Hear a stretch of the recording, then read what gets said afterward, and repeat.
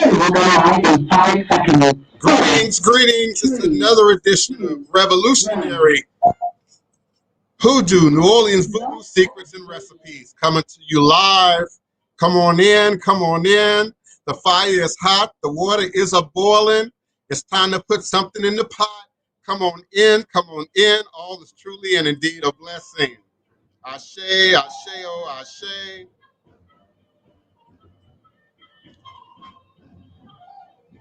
Can you hear me, beloved?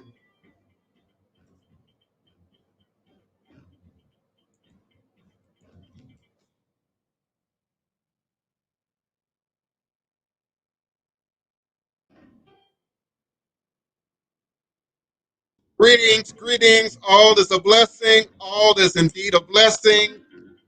Come on in, come on in. Welcome, welcome. Greetings, greetings. Greetings and salutations. It's another edition of Revolutionary Hoodoo, New Orleans Voodoo Secrets and Recipes. Live through StreamYard, YouTube, Facebook, Twitter, Instagram. But you can also call me through Blog Talk Radio at 845-277-9143. 845-277-9143. That's my live listen-in and call-in number. All is truly and indeed a blessing. Ashe.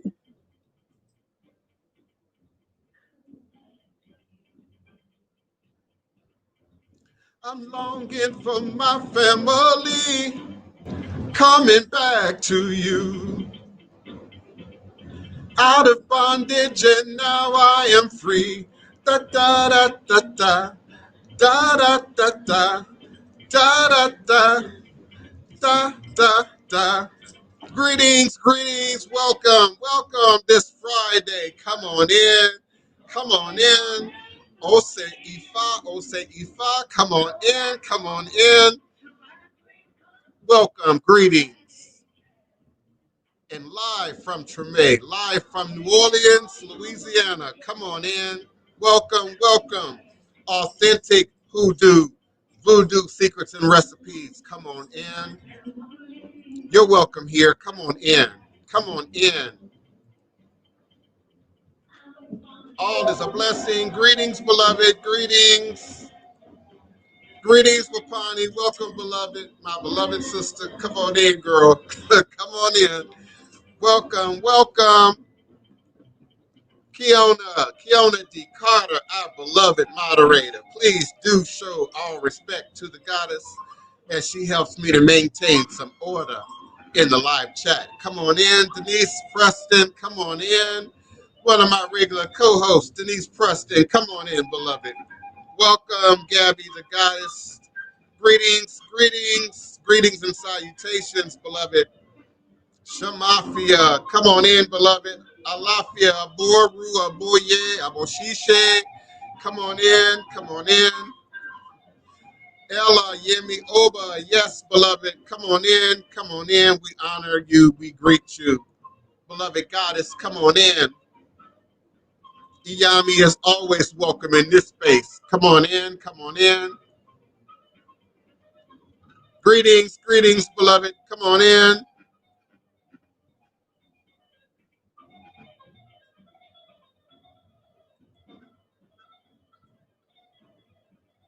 It's Friday, it's Friday.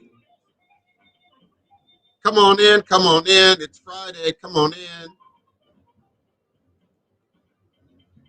Come back home to Africa.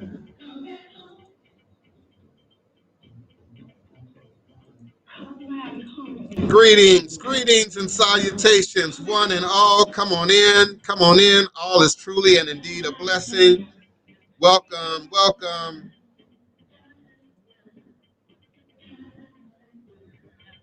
Kedu Bawani, come on in, come on in. Welcome. Greetings, Nigeria. Greetings, Ghana. Greetings, Cameroon. Greetings, Morocco. Greetings, South Africa. Greetings, Kenya. And indeed, greetings to my Pan-African, Trans-African audience. Eshu Alekwana Kosi Were Awo Unlo Uto Ne Iwo Ada Afanbo Osi Obatalami Itani Ibo, Onelio Aban Eshu. Eshu is the respected elder who flogs, confronts, and uncovers fools. That one versed in mysteries uses truth to own you. He causes scatter to feed poverty. Obatala shakes rascals to have sacrifice. The owner of warnings is the one who is Eshu. And so in Yoruba, we say, Aboru, Aboye, Aboshishe, Ashe, may our Ebo reach your room. May our Ebo be accepted. May our Ebo allow what we desire to come to pass. And so we say, Asheo, Ashe. I greet you this divine, all blessed Friday in love, in joy, in divine elevation, divine revelations and manifestation. You are indeed now listening live to the Divine Prince, and always an archive at your leisure and convenience. Pan-African spiritualist, practitioner, author, and advisor, Elagun Oloye Hoodoo Obeah Bokur. Understanding that all is truly and indeed a blessing.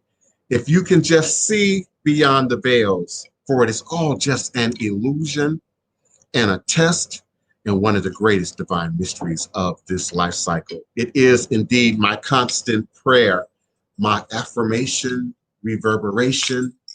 It is my reiteration, and it is my personal place of power and understanding. The place from where I begin, the place from where I realize and crystallize all my endeavors, understanding that I and I alone create and co-create my divine destiny, and I alone create and co-create my divine all blessed reality. And so it is. Ashe. Call me the stone that the builder refused. Call me the stone that the builder refused. Call me the stone that the builder refused. All is truly and indeed a blessing. It is this grateful Friday, July 31st, 2020, and I am emanating and vibrating with you and for you now live, virtually, verbally, cosmically, quantum universally, from this working temple of the House of the Divine Prince. Thai Potions, Hoodoo Central LLC, in this beautiful, historic, most enchanted, and some would say most haunted city in America, New Orleans, Louisiana, land of my ancestors, my great-grandparents, my big parents and them, along with the life-giving herbs, roots, plants, rituals, spirits, and minerals as they are passed down through our lineage, through our culture, through our tradition, through our history. And yes, beloved Denise Augustine, through our sacred stories. Please visit us at www.oursacredstories for your tour plus experience, reservations, appointments, and information. All is truly and indeed a blessing. I am full today, as I often am, and I never know exactly what to say or where to go or where to start. I just know that at some point, spirit kicks in. At some point, nature kicks in, and we always manage to have a powerful show. We always manage to have a beneficial show. And indeed, we have an edifying show. Wapani, I'm looking at your question. Yeah, they're coming from Facebook. They're coming from YouTube. They're coming from Periscope. We have an audience indeed everywhere. Kiona is in Arkansas. I thought Kiona was in California. I don't know what's up with the locations, but indeed the comments are coming from social media wherever we're broadcasting. And so people are able to comment and interact, and they should be able to see, as you should, all of the questions in their totality. I just had the option of going through and highlighting, as I do, each comment so that people see that we're alive here, so that people are aware that there's a community of people here. And indeed, my goal, my mission It's a revolutionary revival of authentic ATR practice. I like to say voodoo within our community. And understand that many people who hold the purse strings, many of the people who hold the controls, many of the people who hold the pen, who hold the mouse, who are documenting and telling our story, are putting their slant on our story, are putting their truth on our story. And as I've suggested in previous broadcasts, it's not always in our best interest. Some of the most edifying sites and documents and PDFs and information that I find when I'm searching the motherland by ethnicity, by ethnic group, are often done by overtly religious organizations, and not those that represent ATR, not those that represent the interest, if you will, of the indigenous practice there. And so that's universal, not just here. It is unique to here because, as I've said in previous shows over the last decades, in the hierarchy of things, the African American is often on the lower end of the totem pole when we're talking about culture, when we're talking about tradition, when we're talking about finding our roots. You know, we go south of the border and we find our groove in Jamaica. We try and get reconnected in Brazil. We try and get reconnected in Haiti. And indeed, these are our family members. These are our cousins, our brothers and sisters in some cases. Do your homework. Do your bloodline lineage work. That is the power of ancestral work and divination. People want to know, why are they calling? Why are they coming? Why do they show up to this guy's platform? It is because of the power and the strength of the ancestors, not me, not myself, not little I, but the power and the divine unification that comes through acknowledgement of our ancestors. See, we all have ancestors and we all come from somewhere. And within that bloodline, within that lineage, we all have gifts, skills, talents, blocks, curses, BS that we need to clean up and work through. And each generation has an opportunity to attack it. Each generation has an opportunity to heal it, to fix it, to repair it, to ensure that it does not continue on after us. So it requires, like we talked on our last show, a mindset that goes beyond the present moment, that goes beyond our meeting our current needs in this present moment in time space.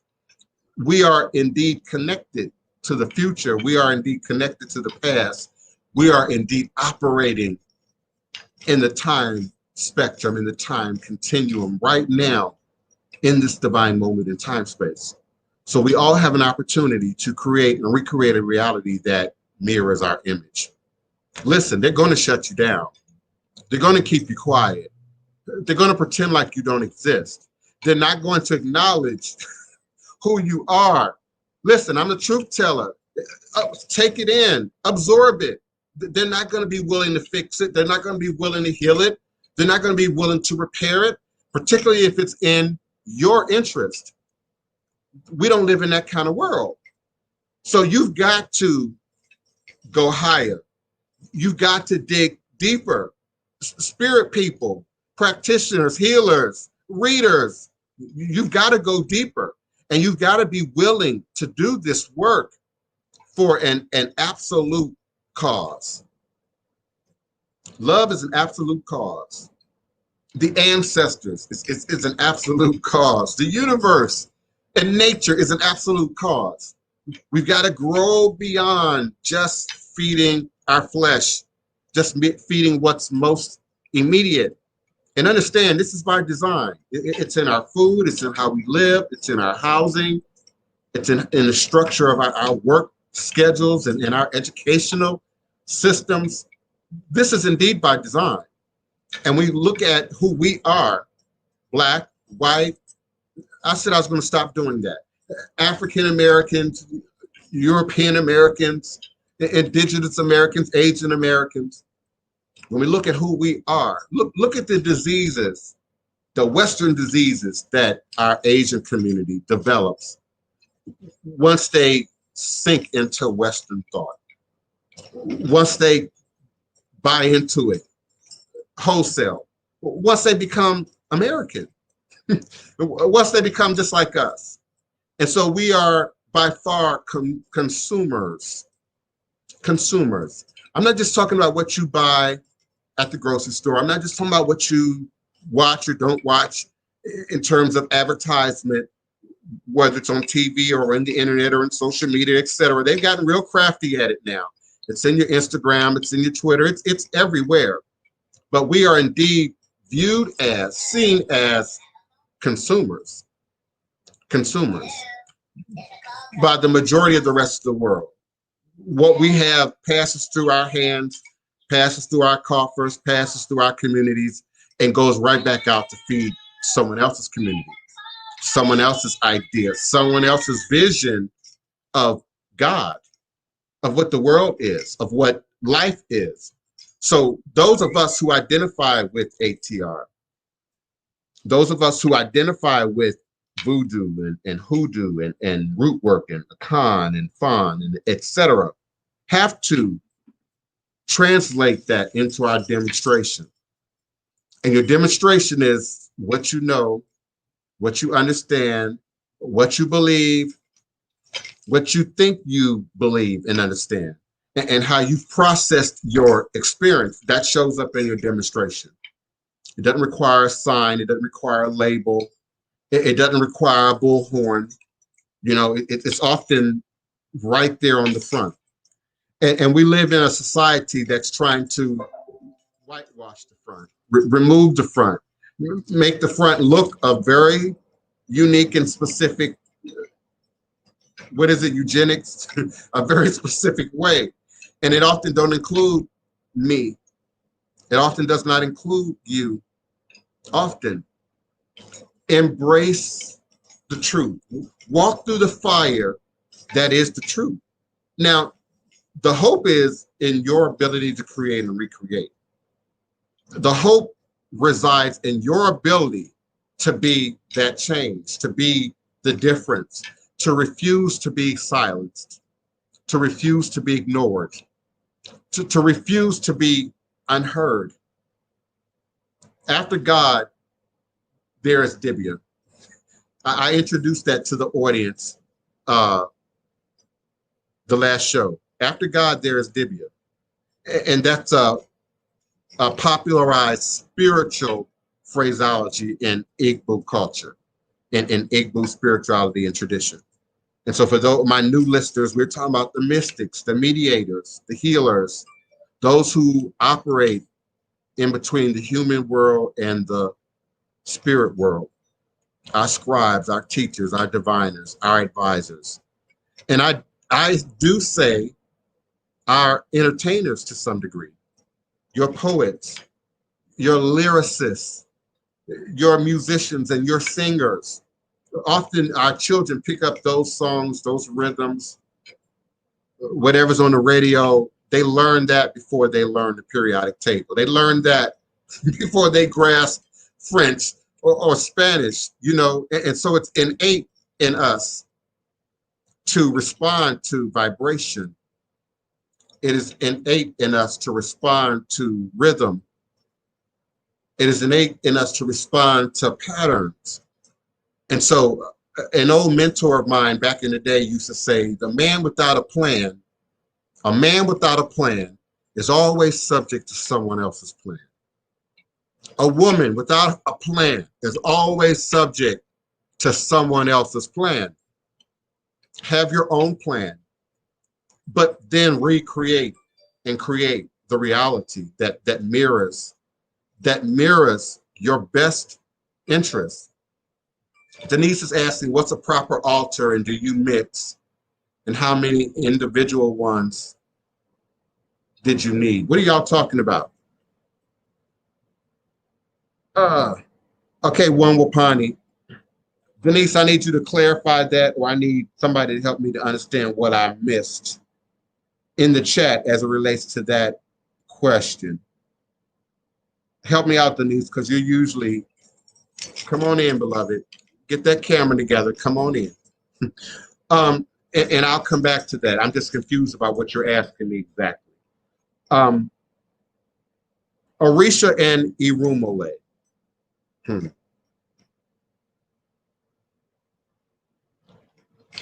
Wapani. Pull that back in. Pull that back in a little bit, boo. Pull that back in. Call me on that. We'll discuss that. Okay. Call me on that. The Irumole are the primordials. They created everything. They existed before existence itself, if you will. Orisha are nature and are a party to and are connected to nature, the river, the ocean, the earth, a particular plant, particular tree.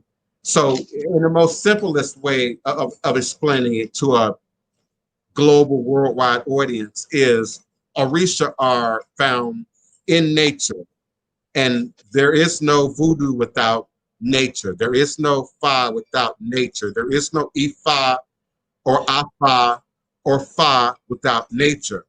And so that's where Orisha show up. Orisha are also said to be created, birthed by humanity.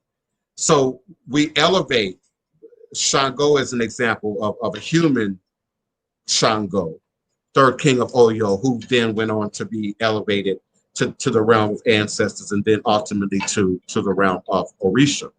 So we're talking about nature and humanity as it develops a sense of mastery, if you will, over its own nature. And Orumale would be your ancient ones, would be your divine, all blessed creators who create and recreate all reality, if you will. Greetings, beloved Carmen Santiago. I want y'all to get to know these people now. One Wapani is a powerful book author. She's also my blood sister. We share a mother, okay?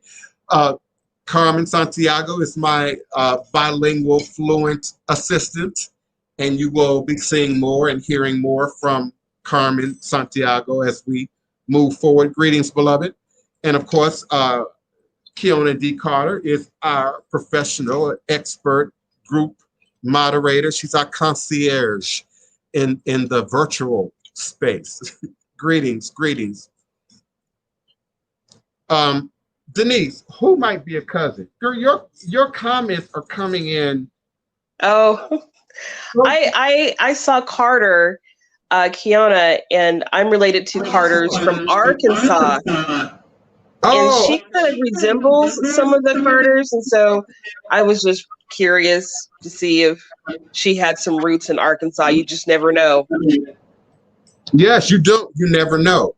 And that's why I strongly suggest ancestral work and divination.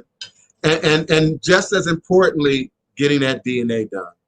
Listen, yes. I'm open to discussion of DNA, good and bad and ugly. I know there's a lot of conspiracies out there about DNA, and I really don't silence anyone's opinion, if you will, about not just DNA, but any topic. I don't expect people to always agree with me. I just lead with the understanding that I'm firm on DNA. I don't have a problem with the conspiracies, whatever they might be. And indeed, if my DNA, is being used, copied, manipulated in some way, if that becomes public knowledge, if we can document that, okay, I might take a different position. But right now, God bless Henrietta Lacks. The ancestors indeed will bring divine retribution on those who violated her, who took advantage of her, who did not give her or her lineage their just due. And so that will be worked out. But I'm more concerned, greetings, beloved neophyte, Bokur, I'm more concerned about our utilizing this information for our best interest, and particularly in reconnecting the DNA strands, reconnecting Jacob's ladder, if you will, reconnecting our lineage. And it's been said over and over again, you know, Erykah Badu made a song about it. You know, they don't know their language. They don't know their language. They don't know their gods. They take what they're given, even though it's hard. Y'all know that song. Somebody will pull out the name of that song, you know. And we've accepted that we've been severed from our root. We've been severed from our past. And in that mind fuck, we've also accepted that we then require someone outside of ourselves to validate us, someone outside of ourselves to make us whole. When that power, that energy, that skill, that ability exists right within us, all we need to do is choose to bring it together. All we need to do is choose to acknowledge it and be willing to do that work. We are growing a community based on ancestral work and divination, based on people acknowledging their ancestors. We are growing our community, those who choose to move beyond their ancestors and indeed have a desire and a calling for and a connection to conjure, hoodoo, root work, and all the vast disciplines and cultural distinction that exist within the Pan-African, Trans-African diaspora. Denise, beloved, did you have a question? I did. So I indicated about the altars. When you are putting together your ancestral altar, I have my mother, my father, sister, and brothers are all deceased.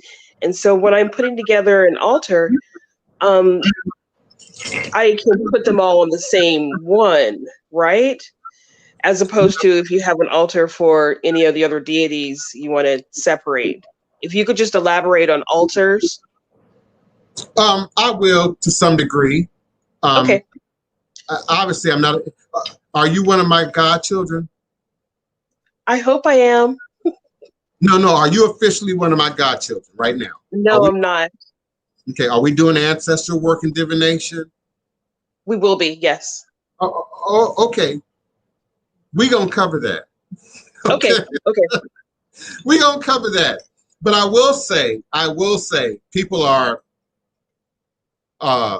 constructing, putting together, you know, sacred space, and all sacred space is good. All sacred is useful.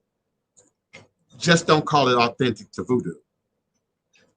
Just don't say that it's authentic to Yoruba or Ifa or Akan, because then it gets specific. Almost like cooking chicken soup.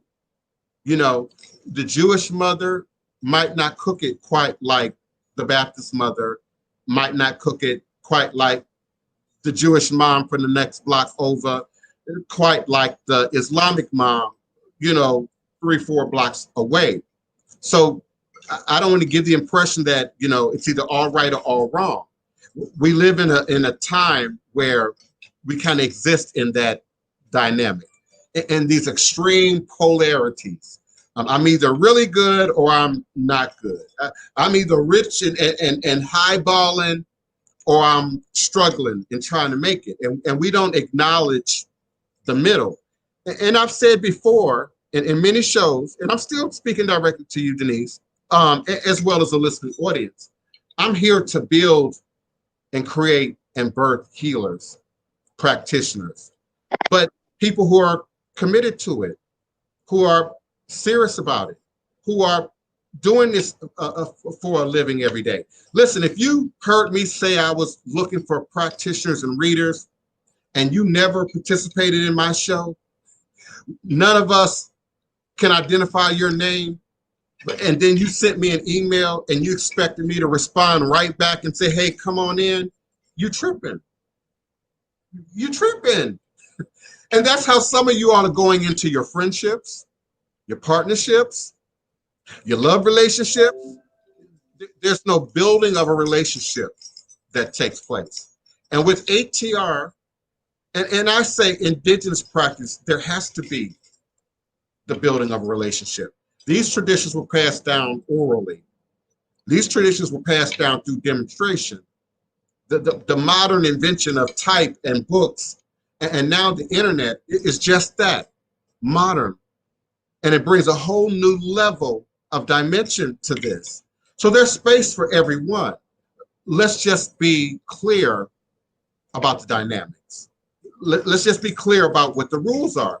Because if you are, beloved, operating in a Celtic system, I might give different instructions. I might say your shrine work needs to be addressed differently. Understand? And so that's why in my house, in doing our ancestral work and divination, we also look at lineage. We also look at bloodline. We also look at what's standing up in you. Now, often that will mirror your demonstration. For example, you know, as a young one on the street, 13, 14, 15, 16, 17, 18, 19, 20, trying to find my way, I gathered things over the years. And I'm talking about before I initiated, before I matured, before I found my space in this. And then after having done ancestral work and divination, having explored myself, I found that some of those components absolutely belong there. I found out that absolutely I had a connection to ancient Egypt, for example. Absolutely I have a connection to Western Europe, for example, Scandinavians to be more specific if you need to know. Absolutely I have a connection to very specific ethnic groups on the mother continent. And they do show up in our demonstration. It shows up in your hair. It shows up in your food likes and dislikes. Some of you who are doing the 23andMe know they send out those periodic surveys and they ask a whole bunch of, you know, seemingly odd questions. You know, how do you respond to cilantro, for instance? You know, and they're trying to document, for my conspiracy theorists, they're trying to keep track of certain patterns that show up in particular bloodlines, in particular demonstrations, in terms of lineage.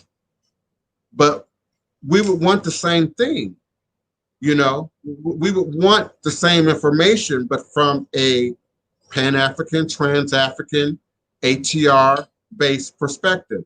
So the value of it cannot be overstated. Yes, Carmen, I agree with you. Big Brother already has your number. Big Brother already has your DNA. If you've ever been to the doctor, if you ever had a baby, if you've ever been in the military, you know, if you got all your shots before you went to school, you know, they got you, boo. They got that already. I agree with you, Carmen, and I don't live in fear of it either. Nor do I live in fear of it in terms of the future.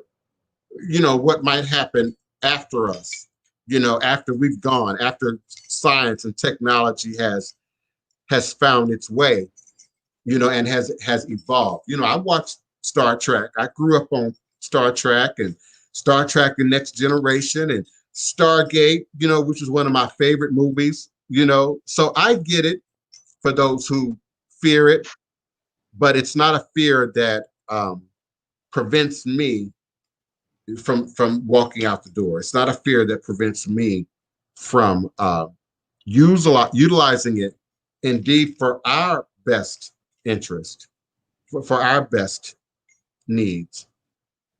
Chicken soup, menudo, gumbo, call it what you want, but beloved, call it what you want. Every family don't do it the same. Every house don't do it the same, but your community might have a flavor.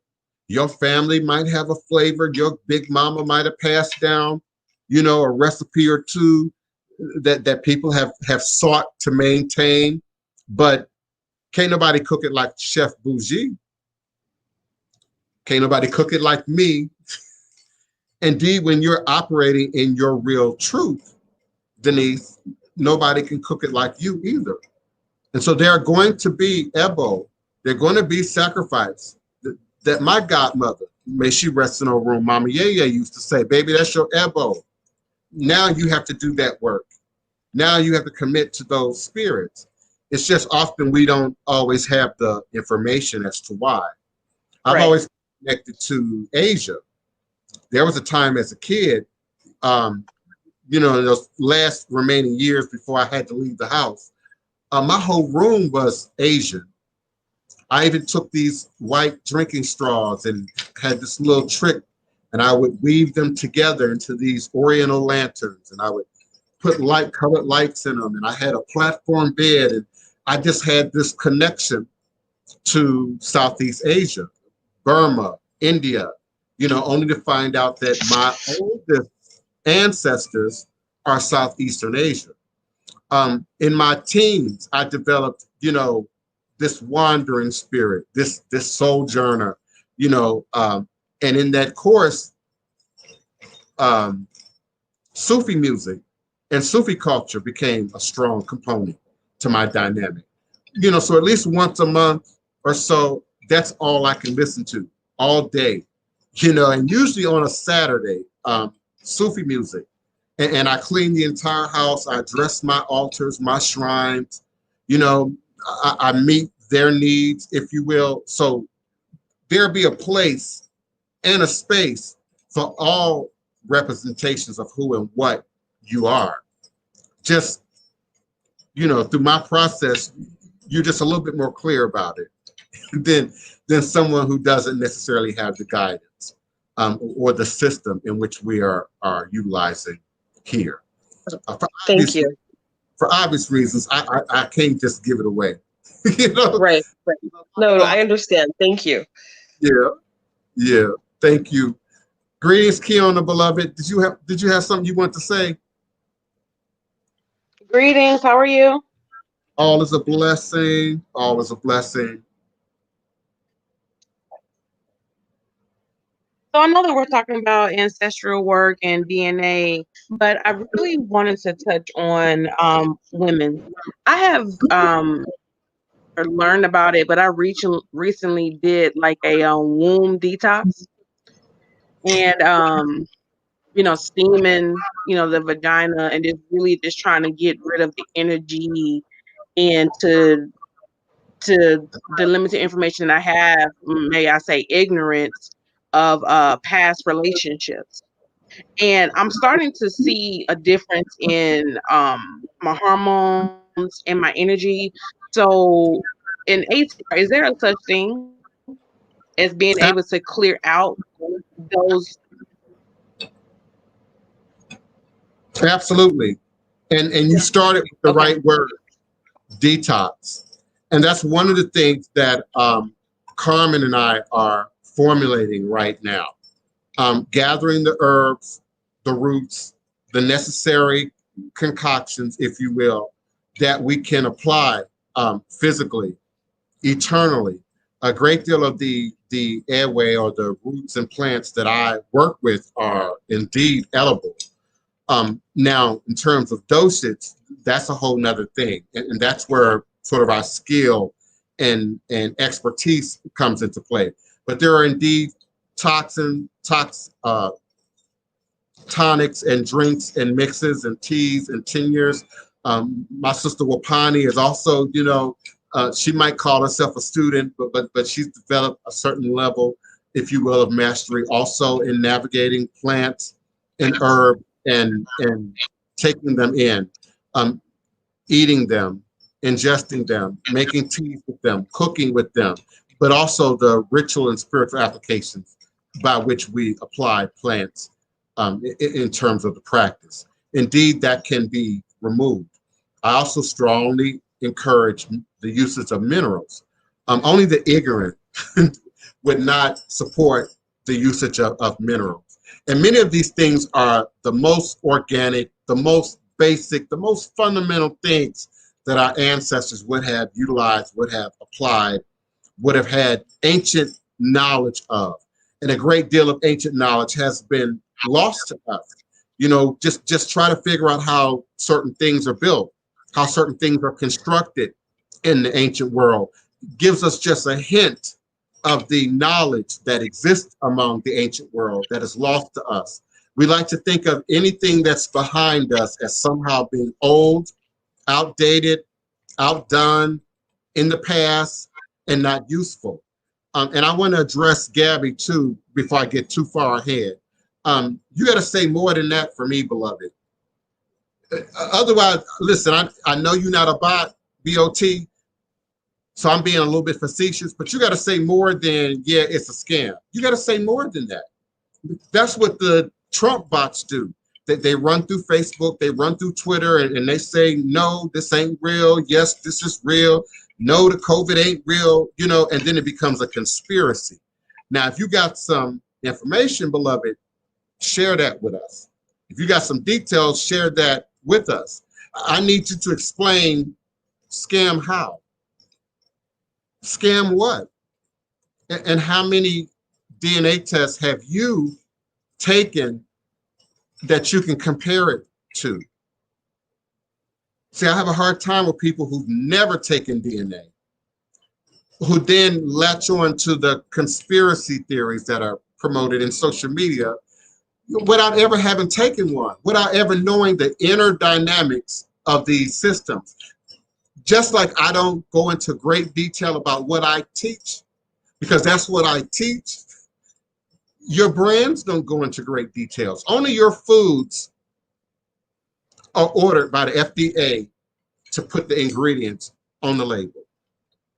What about everything else that we consume? What about everything else that we consume? So what are the inner dynamics of Ancestry.com, for instance, compared to 23andMe, if you don't have that information? So help me out with that, Gabby. Okay, based on what? Is it accurate based on what? And what you're stating changes every 6 months. That's not true. I've been on I don't understand why a lot of people will have a question with the DNA test. Yeah, I know it's a delay with you, Kiana. So give me a moment. Give me a moment. I know there's a sound delay, so just give me a second. Let me make my point. I'm doing Ancestry.com, 23andMe, and yet another test, Gabby. So based on what are you saying that it's inaccurate? Based on what? And your notion that it changes every 6 months, that's not true. What changes is the number of copies that they have to compare it to. Each time someone new takes a DNA test, each time astrologers, not astrologers, archaeologists go into the tombs, go into the graves and gather DNA, the DNA is updated. And so the number of copies then increases for clarity. So what's happening is the more people that take it, the more people who have access to it, the more DNA numbers that they have to compare it to, they have to update it. What you're talking about are updates. They don't change your DNA. It does not change you from black to white, from African to indigenous, from indigenous to Chinese. That don't change. What changes is the volume, the percentage, the amount of a particular number of copies in a particular haplogroup, in a particular DNA group, and then how many people can we compare that to? For instance, Neanderthal is new. That's one of the things that separates 23andMe from Ancestry.com, is the introduction of Neanderthal DNA. Now, in terms of how they got it, I don't have that information yet, beloved. And I'm going to look into it just for you. But they have it. And so now they have a way of comparing the whole world's blood, DNA copies, to the new information that they've now acquired. And so now they know how many of us have a certain amount of Neanderthal in us. They also know, because of that, that Neanderthal existed in Asia, Indigenous America, outside of Africa. Because of this DNA science, they now have determined that to be human, birthed out of Africa. These other forms of humanity, or I'm not even sure we can say humanity, these other forms of humanoids eventually bred out, disappeared out, you know, or got meshed in to our chemistry. Now, there are other humanoids that they don't even have numbers for yet. So the DNA will continue to evolve, will continue to grow, will continue to expand, but it doesn't change. I need you to understand, beloved, it don't change. And I've spent hours reading the fine print in Ancestry.com, in 23andMe, particularly as it relates to the updates. So just be careful, beloved. That's a conspiracy theory. So far, you haven't presented me with anything factual by which I would discourage DNA. Because if it was a problem, I wouldn't be doing it. Someone also, misinformed in motion. I get it, the move towards vaccines, but that's different. That's different. You know, your spit ain't magic. Your blood ain't magic. And they need a certain degree of it just to do normal testing, which is why, for instance, you know, diabetics, you know, folks who give blood, they have more than one tube to recognize or look for very specific things. So they would have to be taking every sample of blood they got and then dividing it into thousands of parts in order to accomplish some of the conspiracies that are being pushed forward. Now they could set up a particular program, for instance, and ask people to come and you know, donate material, okay, and then use that for some scientific experiment. But it would take a lot of money, a lot of people, a lot of organization, and somebody going to talk about it. Somebody's going to spill it.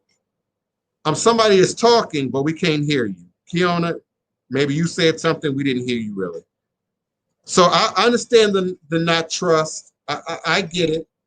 I also like to remind you all that there are so many more doctors and scientists now of global race and ethnicity. So everybody would have to be in on it. Everybody would have to be in on a conspiracy at some level.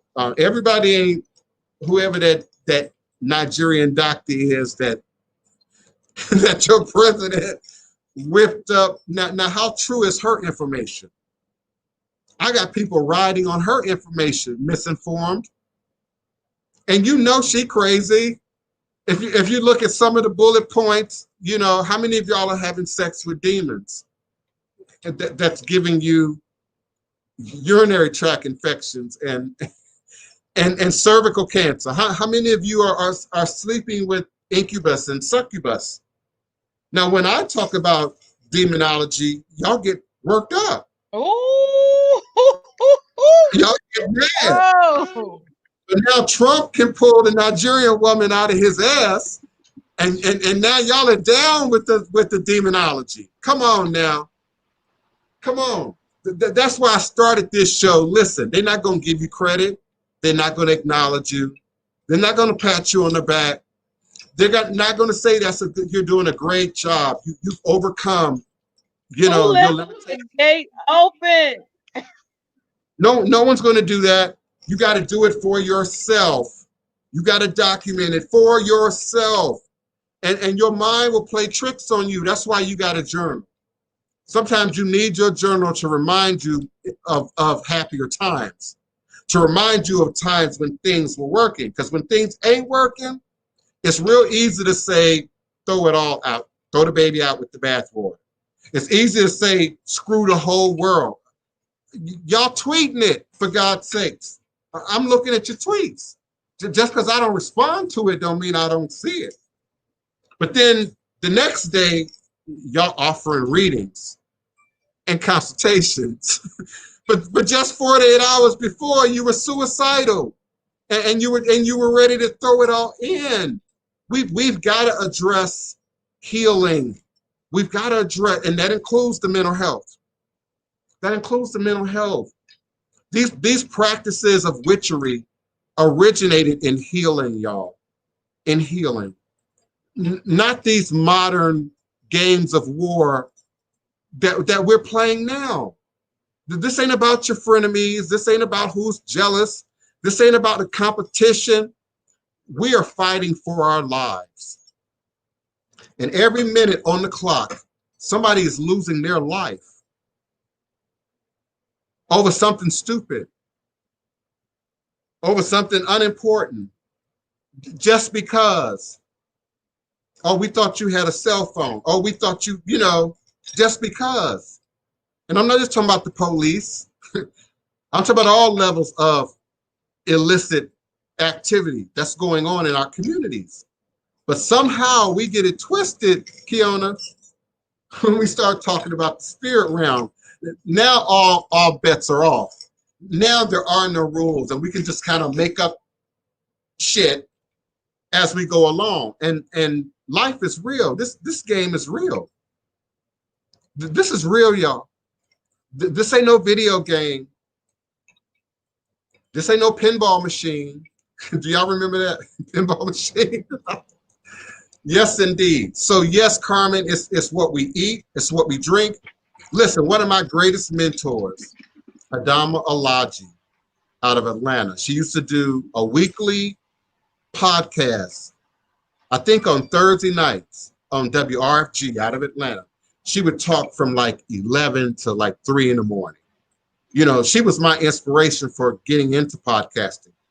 And she used to say it every day, several times a day. You can't expect to be deep, spiritual, conscious, eating the dead carcasses of animals, chickens, cows, sucking down the pus and mucus of cows and chickens, inorganic this, unauthentic that, synthesized the other, artificial this, that, and the whatnot, and call yourself deep and expect to be conscious. I'm amazed when I see doctors, scientists, nutritionists on TV, you know, and they several pounds overweight or just not together. Listen, I have walked out of medical facilities, okay, based on just that alone. Just that alone. I went to see a woman once who had all these crystals and stones and minerals in her office on her desk. And I saw her once, twice, maybe 3 times. And on that 3rd time, I asked her, do you know what those are exactly? I mean, do you know them by name, by their common name, or by their scientific name, or how they're applied? Or how? And she said, no. I got up, thank you, and walked out. Because people are playing with this at every level. Y'all play in church, y'all play in house, y'all in situationships, you know, every type in endeavor. Whether it's your diet, whether it's how you live in, whether it's your relationship with the ancestors, whether it's your relationship with your spouse. We live in sort of a virtual reality now, you know, of untruths. You know, and a chess game where we can sort of manipulate and move pieces around. Hell, your president is doing it. Your politicians are doing it. You know, those who follow him in all his menagerie of nonsense. You know, it's really frightful for me because it's more than just conversation. It's more than just politics. It's more than just our laws and our governance. These people are moving energy around in the spirit realm, right before our eyes. Master magicians, master witches, for all my wannabe witches. I'm here to birth real witches if you want to be a real witch. But indeed, if you want to be an authentic practitioner of these sciences, of these arts, I'm here for that. I'm here for that. If people aren't scared, no, they don't get it, Gabby. They don't get it at all. This is more than a game. This is more than just seasonal, conversation and banter. And when it passes, or when you turn your TV off, or when you shut off your internet, you go back to your supposed reality, right? But that reality is so intricately connected to everything that's happening, everything that's being said, everything that we want to ignore. Let's suppose what I'm misinformed. I'm game. The Human Genome Project is a huge initiative of the WHO, the NIH, the CDC, and other governmental research-based programs. Let's suppose this COVID thing is truly about global dominance and depopulation. Okay, now that by itself, I said that. I don't know if you were here back in March, around March 1st, March 7th, I said that. And what was being said then was, this don't affect Black people. We don't have to worry about it. Kiona, remember, that's what was being said then. And I came on air. I was one of the first podcasters to actually come on air and say, hey, hello, this virus don't like Black people. I said that. I said that. And I said that what greater, so did my sister Wapani, one Wapani, by the way. And we said, what greater action of depopulation than this? And so the next thing, misinformed, that happened in a sequence of events, just think about the sequence of the events. See, my belief is life is stranger than fiction. Life, real life, is stranger than any conspiracy theory that they can come up with. So who planned, who organized the police shooting of George at the time and place in which that happened, in the middle of COVID-19? So yeah, let's suppose. And it drove us right back out. Just when Black folks started getting it, started saying, oh, wait a minute, people is dying. We had celebrities in New Orleans die. We had high-ranking people in New Orleans die from the COVID-19. And so we were just beginning to get it, right? And then the police shooting happens. And then the reminder of the Breonna Taylor. Let's never forget Breonna Taylor happened. And then that drives you right back out into the street. So yeah, I can suppose, just in a general format in which you've laid it out, absolutely. Absolutely. I believe in global dominance and depopulation and its active mobility, and I absolutely do. I just think that some of the other information that we get is the distraction too. I also don't want you to overlook the involvement. Remember the Trump, the presidential election, Russia interfering, etc. I believe that wholeheartedly, 100%. And COINTEL, because you strike me as the kind of queen who know what COINTEL is. COINTEL is operating within that. So some of those aggressive comments that I talked about earlier that show up in Instagram, Facebook, Twitter, that are pushing and promoting some of the misinformation and de-information and misinformed information, those are bots. Those are not even real people often. Some of us get caught up in going toe-to-toe with those people, where they have to say, so I have to say. But some of y'all are arguing with a bot. If you don't know what a bot is a computer program that says, hi, hello, how you doing? And responds artificial intelligence to what you say. And so COINTEL has taken a whole nother level. This misinformation and global dominance and depopulation, beloved, has taken on a whole nother level. I just think that the water is, the wine is being mixed with water. I just think that the alcohol is being diluted. I just think that the truth is being confused, particularly in this present dispensation we're in right now. Heaven forbid, knock on wood, we have another 4 years of this. We have got to stop the trend of this in an environment where we view the internet as a superhighway. And so we Bing it, we Google it, we search it. But everybody, and this is a painful truth, everybody is not erudite. Everybody is not well informed. Everybody's not well educated. Everyone doesn't have the Goddess Initiative's research master, search master. Everybody doesn't have that discerning eye, misinformed. So it's real easy for promoters, advertisers, marketeers, regular folks now to insert what's not true into the equation with a little color, with a little flashing light, with a cute video, with some music behind it, and it goes viral.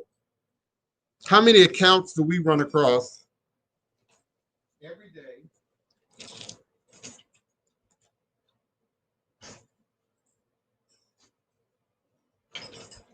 with hundreds of thousands of followers and likes, but we can't explain why. So we the can't question make keeps being raised. Can we talk about dreams?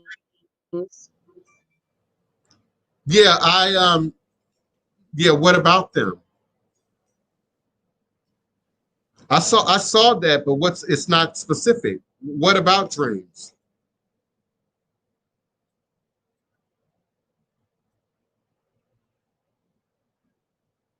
Kiona, was that you?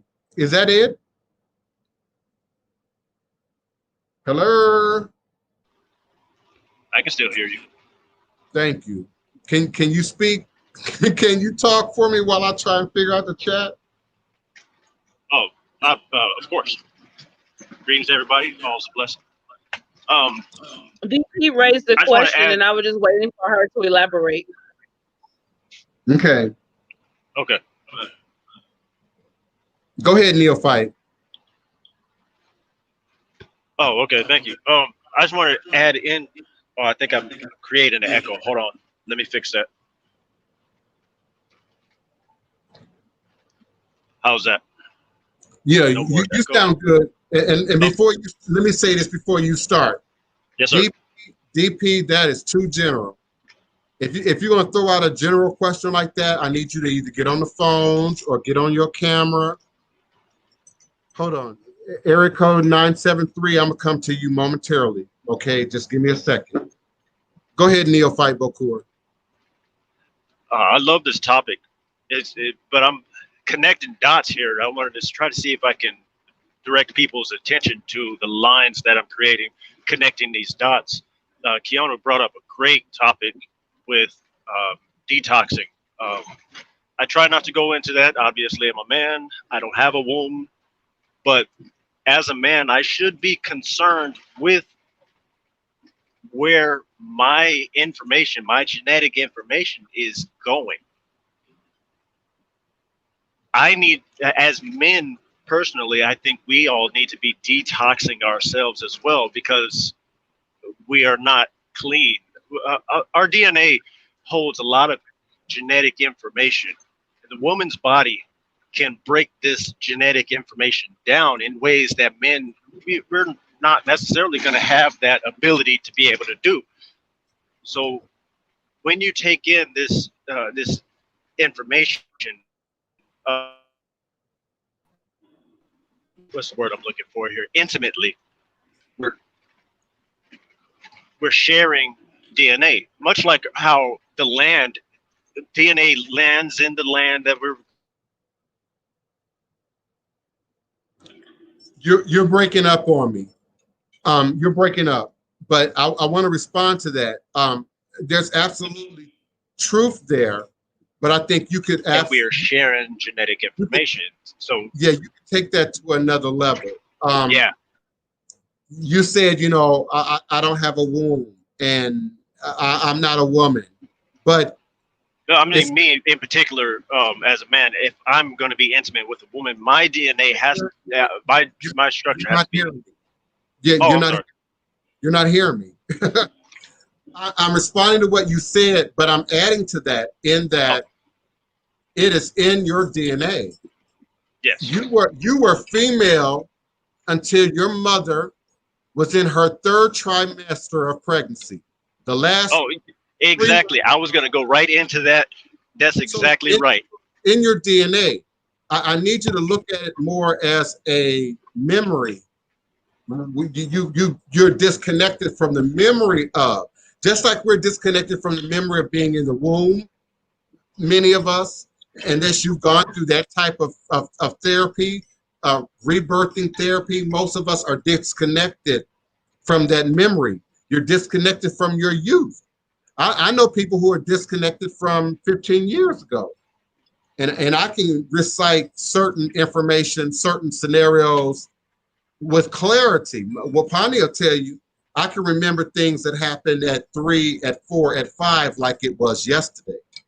Now I credit some of that to my having Asperger's, but I also think in the spiritual development, DP threw up Yemi Oba in the chat. That Yemi is present in both men and women. The problem is the mystery behind reconnecting to it, accessing it, bringing it forward. We live in a Western culture, Western society that has a male God, that has a masculine viewpoint, one of dominance, control, colonization, etc. And so that has now been remanufactured, if you will, in the global DNA, even in parts of the world where that may not necessarily be the strong point, it has become so in the world. And so now we accept certain roles, certain symbols as truth that weren't necessarily even present in an old world context where the God was a woman, where God was a woman. Many of us don't remember that. Some of us don't even have knowledge of that there was a time when no person on the planet viewed God as male. We viewed God as female. I also don't want to ignore my phone callers. Area code 973. Your mic is open. Who's calling and where are you calling from?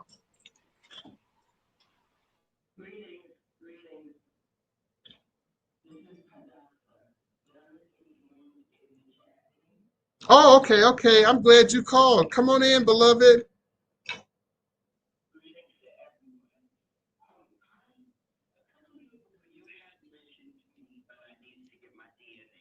Mhm.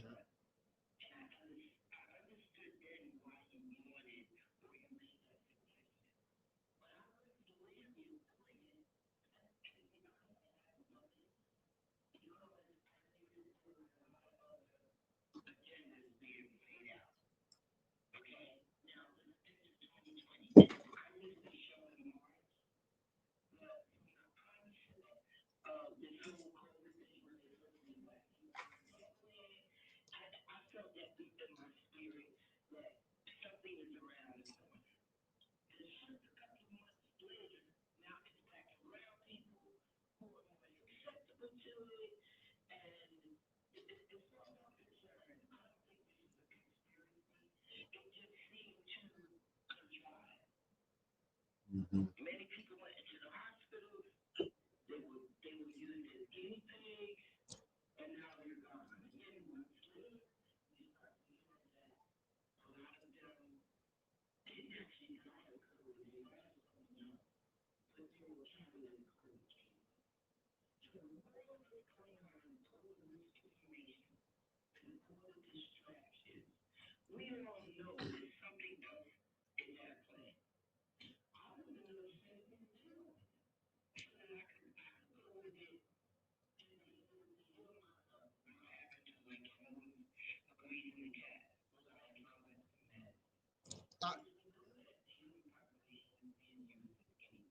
Listen, I agree with I agree. I agree with that. Hmm. Hmm.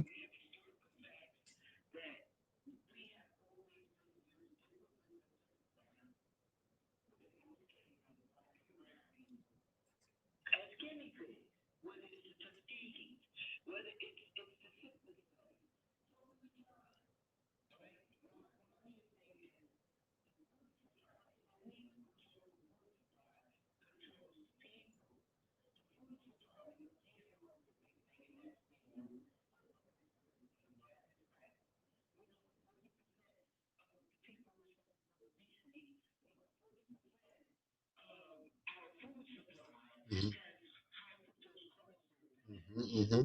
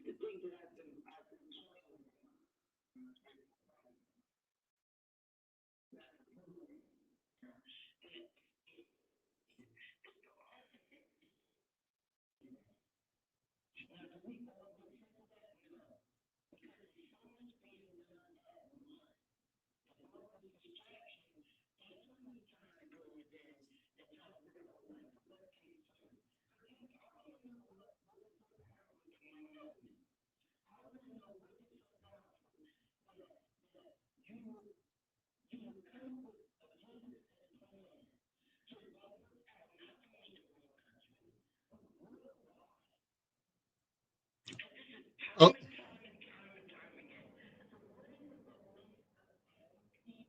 right. Let me respond to that. But beloved, let me respond. First of all, no one can hear you. I don't understand why. I can hear you clearly. Um, and I'm broadcasting the way I normally broadcast. So I'm not sure why the other people in the chat cannot hear you. So if you can raise your voice or raise your microphone when I unmute you, that would be helpful. But I want to respond to at least some of what you've already said. Again, I'm concerned that you're mixing water with wine. And even you said, well, can we all understand that? No. But then you quickly followed up with, because they're doing too many things. I want to say, no, we can't all understand that because we're not all doctors, because we're not all biologists, because we're not all scientists. And we now live in a unique time in science, in culture, in humanity, where, and particularly in the West, particularly here in the US, where we believe ourselves to be proficient in everything. The American believes themselves to be proficient in everything. I don't need a nutritionist. I know what to eat. I don't need a doctor. I can heal myself. I don't need education because I can teach myself and my kids. And it's a very Western notion. And so I agree with you in that, yeah, there's a lot of conspiracy, but I believe many of the conspiracies are right out in your face, are right out in the open. What's hidden is knowledge. It's our ability to interpret and to understand. So, and it's not just a black thing. Let me be clear. It's a lot of ignorant white folks sitting on them couches that's also digesting BS, you know, whether it's coming from the president or some other faction of society, and they believe it to be true because Rush Limbaugh said it, or because the conservative radio said it, you know, and they believe it to be real. And how many people, I like to call on the goddess because she considers herself a master researcher. How many of us really have the skills to look into something? Some of you don't even read labels. So some of you go buying stuff out the grocery store, you don't even look at the ingredients. You don't even read the fine print. So when we start getting into these bigger areas like diseases and pandemics, and it takes people with a certain level of awareness to really just make any sense of the changes, beloved, that you're suggesting. So I agree with you. Yes, when you look at Tuskegee and various other well-documented attempts at genocide, or at least experimentation on us, I agree with you. But those attempts were often out in the open. Like I said earlier, now we didn't have enough knowledge when Tuskegee was going on as a community to know what was happening to us. But you had doctors, you had nurses, you had housekeeping, you had cafeteria, you had a whole team of people who were privy to what was happening. So I just want us to be careful about, being self-taught masters of stuff, and then quickly paying attention to, what's popping up in our messenger on Facebook, what's trending on Twitter. The whole hashtag thing also has furthered that, because we now all use these hashtags, which are really a part of internet coding, and they float these topics and these ideas to the top. And so people really believe the first 10 results in a search engine are the truth. And so just that's all I'm saying, beloved. I agree with you that we got to be careful. I agree with you that we're under attack. I agree with you that there is well-documented proof that we've been played with, experimented on, manipulated, mutilated. Genocide has been performed on us. I totally agree with you 100%. Where I'm leery is to accept the presentation of these various stories as they're showing up now, particularly with the orange man in control of the White House. It's just a big trend now, and it's made it acceptable. The Russian interference now is acceptable. And so I believe that it's not just the Russians. Just like I believe when we say the Nigerian frauds and scams are not just Nigerians. Those people now are coming from many countries in West Africa. But once we buy into the label of something, once we buy into the tag on something, it takes on a life of its own. It then becomes real unto itself.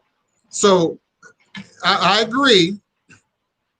I'm just saying, be a little careful about how you research stuff.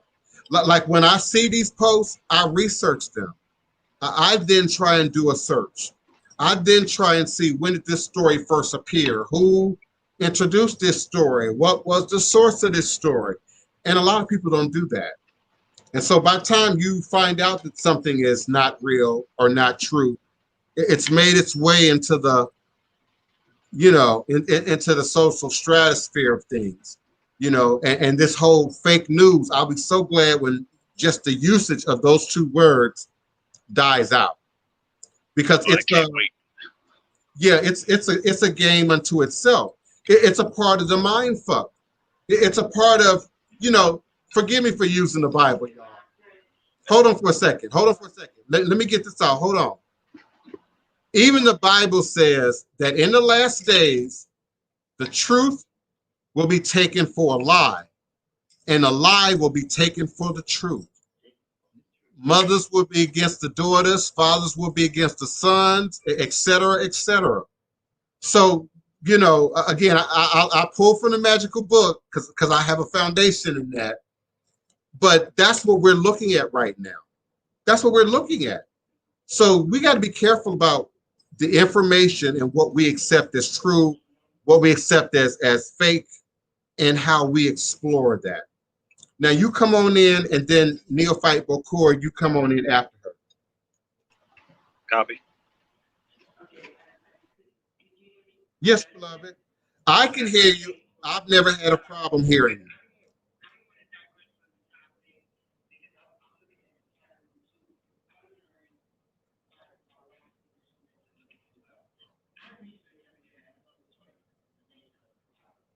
Okay.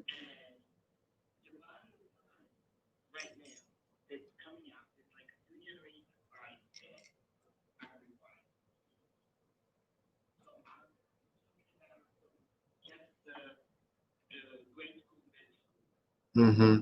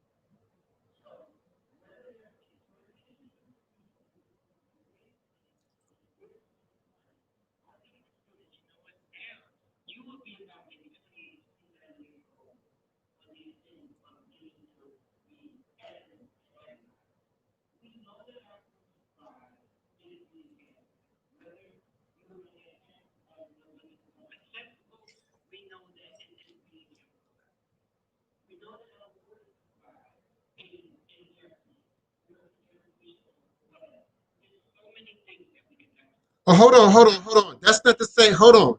You said people are going in the hospital with COVID-19 and they're experimenting on them. That's a misnomer. Hold on, that's a misnomer. If we're dealing with a new virus that has never been dealt with before, everything is an experiment, if you want to use that word. But if you use that word in social media, well, they're experimenting on people, then it takes on a life of its own. And now you got 15, 18-year-old, 19-year-olds who are not going to do your level of research, who are not going to understand innuendo, who are not going to understand when I'm being facetious, who are not going to understand when educated folks like you are being crafty with their words. And so that becomes the truth. That now becomes the broadcast. So that's my concern. That's my concern. Okay.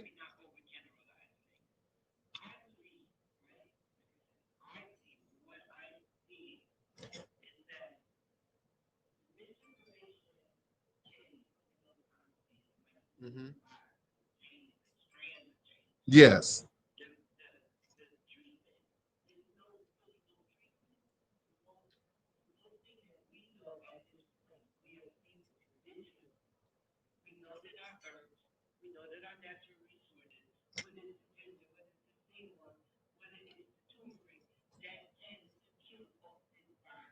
Mm-hmm.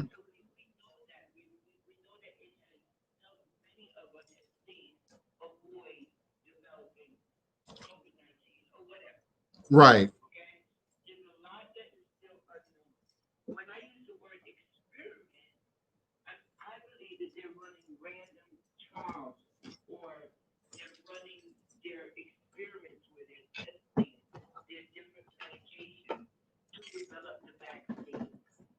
But but isn't that the case? Hold on, but isn't that the case with any virus? Isn't that the case? Wasn't that the case with HIV? Wasn't that the case with polio?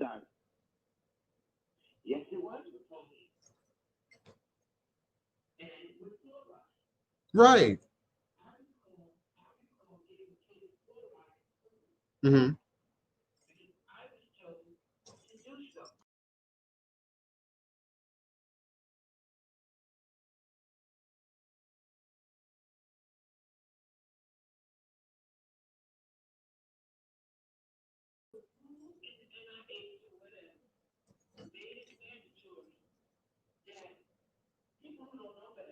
Okay. Okay, now hold on. Okay, hold on. What about progress? What about the idea that once upon a time there was this funky green paint? I can't remember what it was called, that had something toxic in it. and everybody had it in their house. Right. So you have to make room for ignorance. You got to make room for growth. I think because we have been attacked and maligned, I do think there's even a degree of PTSD, post-traumatic slave disorder.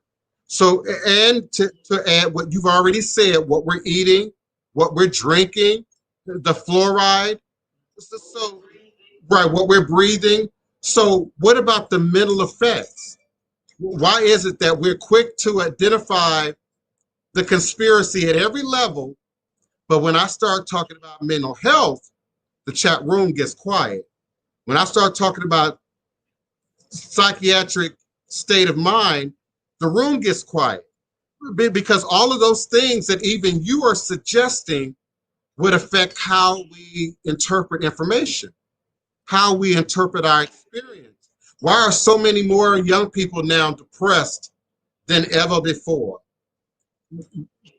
Why?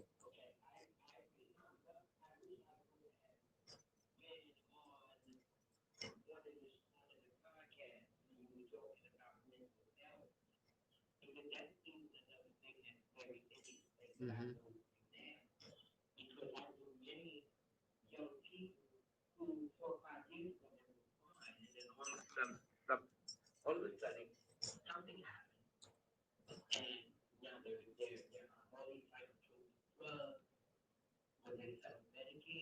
Mhm.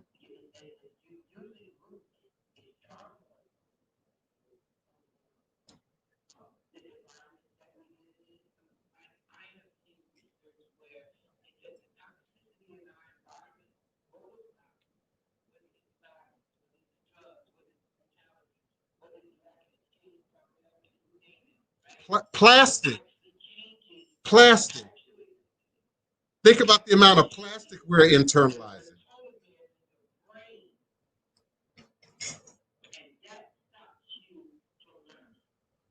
I agree.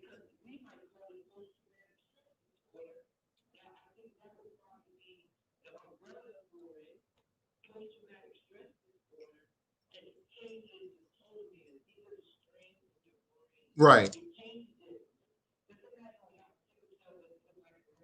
right. That's right.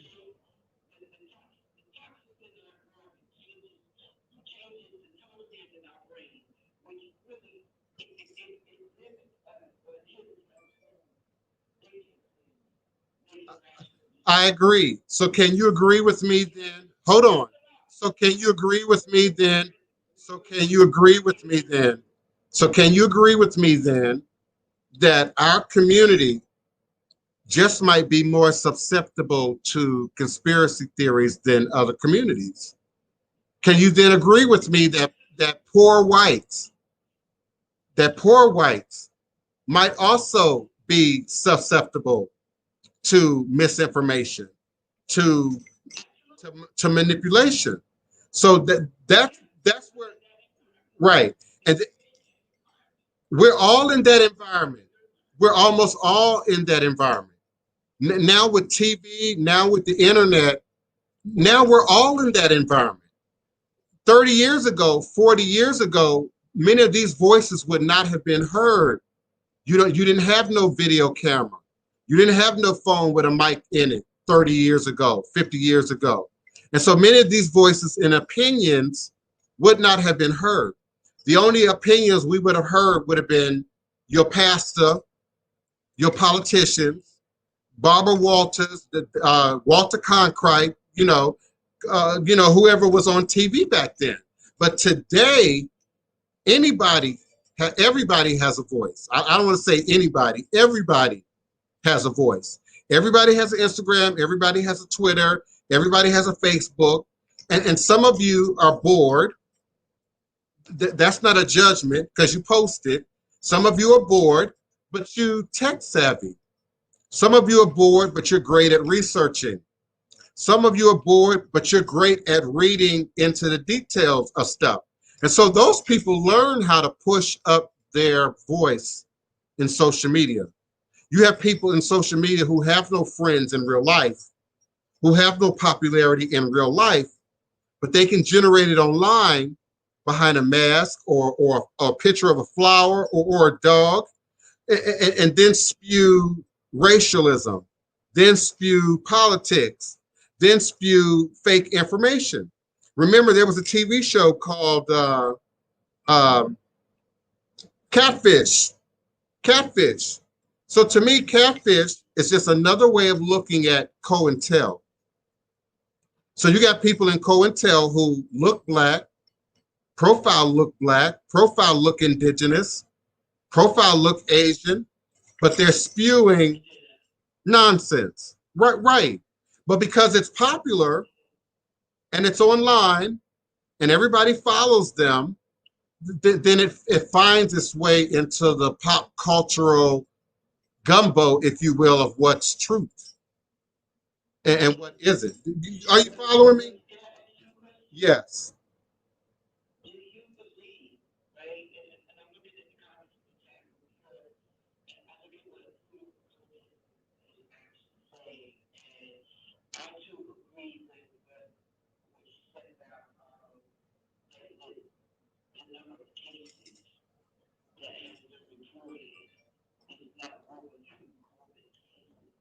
That's not true.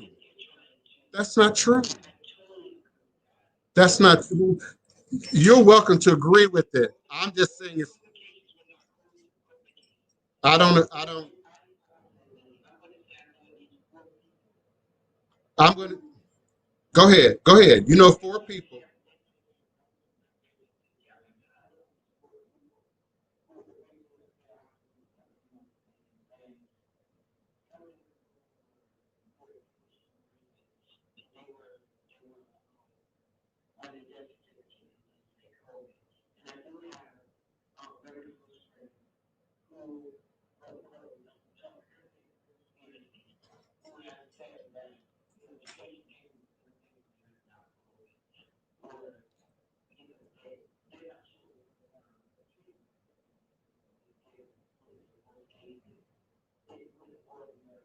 Okay, but beloved, listen, I appreciate you. I enjoy talking to you. I just wish that everybody could hear you.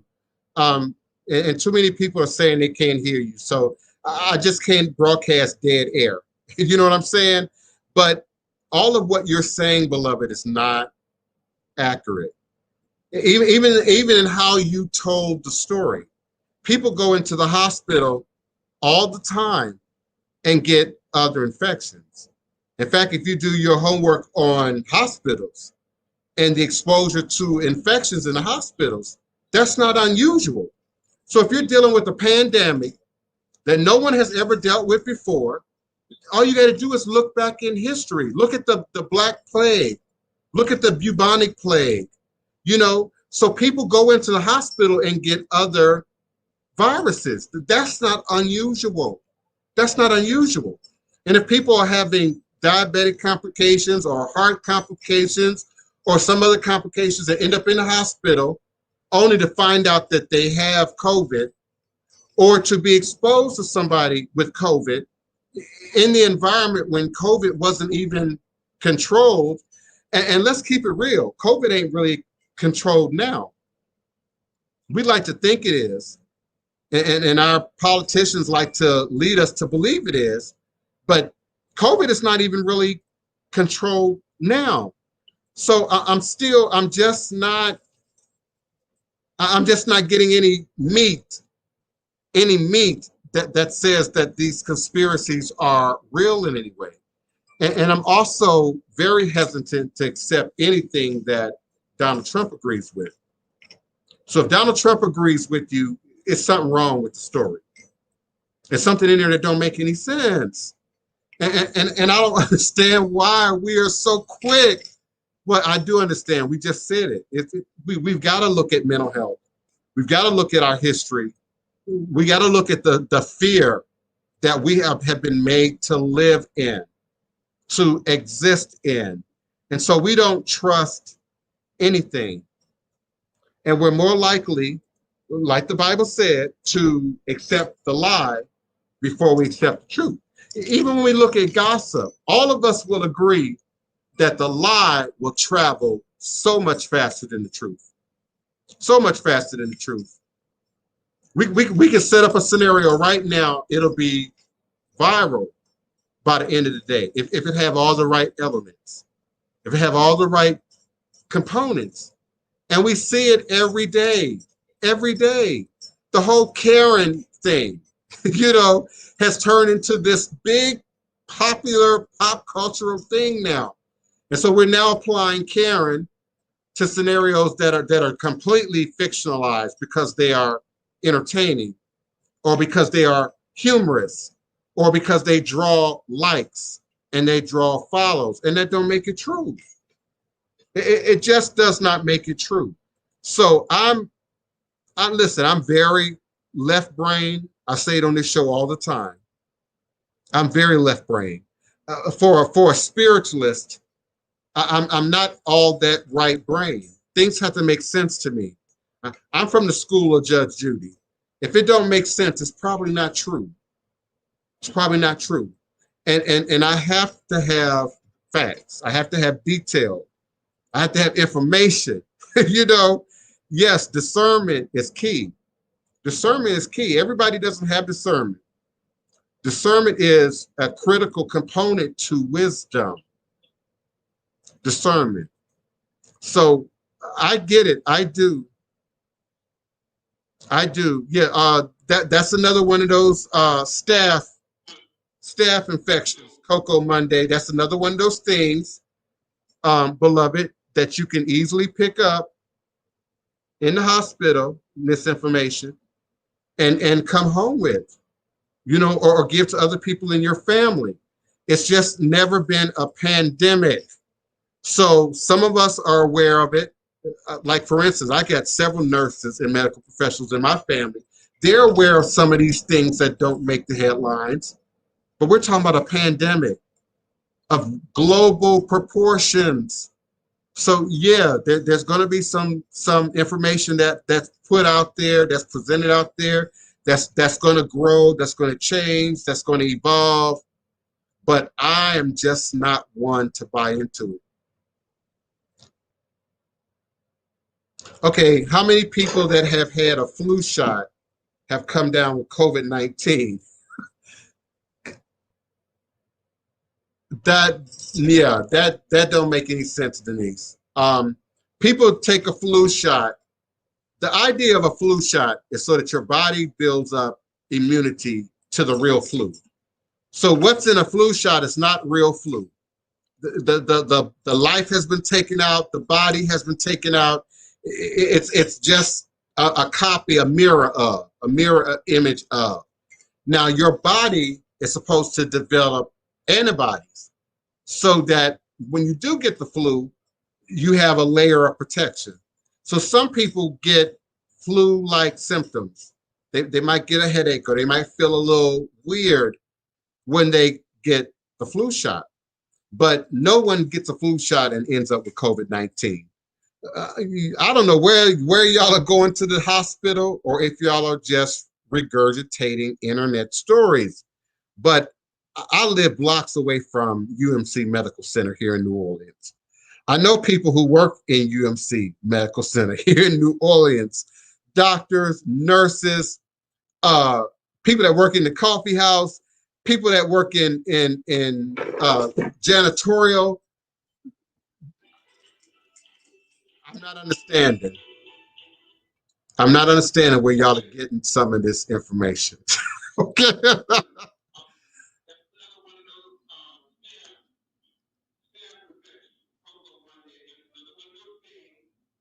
Okay, somebody's giving me all kind of background noise.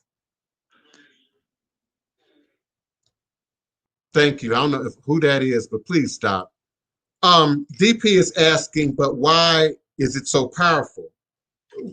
What you're asking is, why are rumors so powerful? That's what you're asking. Why does Karen spread so fast? Why do rumors spread so fast? Why does fiction and lies spread so fast? Why does gossip spread so fast? And many of us remember playing the game back in elementary school, at least I do, where the teacher would have everyone to sit in a circle. and she would whisper the message into one person's ear. And then each person after that is supposed to repeat the message to the next person in the circle. And more often than not, it comes back wrong. It comes back twisted. It comes back with stuff added to it. I've always thought, even as a kid, some of that was intentional. Some of y'all would add BS in there just because. Others would repeat and would regurgitate really what you thought you heard, not what you really heard. And so there, you know, DP, you're asking me, why is gossip so salacious?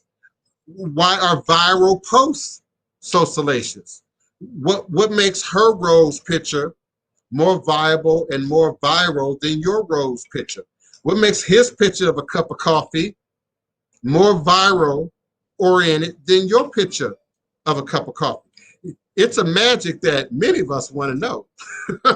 Some of y'all want to know, why does he have 10,000 followers on Instagram and I only got 300? I want to know, why do I only have 6,000 followers on Twitter and I'm on TV? But it's people that don't do anything but be on Twitter all day. And they have 20,000 followers. So DP, that's what you're asking me. That's what you're asking me. Now, the conspiracy aspect of that is, yes, your promoters, your advertisers, your cult leaders, you know, all learn humanity, learn human behavior, study how people act, study how people respond to. Your fraudsters, your crooksters, your pimps, you know, it's a pimp in everybody's community that everybody knows is a pimp, but everybody like. They charming, they're attractive, they dress well, they have, you know, material items that you might want or covet or seek to own or possess. You know, why is that? Why is it that our dope boys in some communities are looked up to as leaders? Why are our crooked preachers sometimes looked up to and acknowledged? You know, even under some of the worst conditions.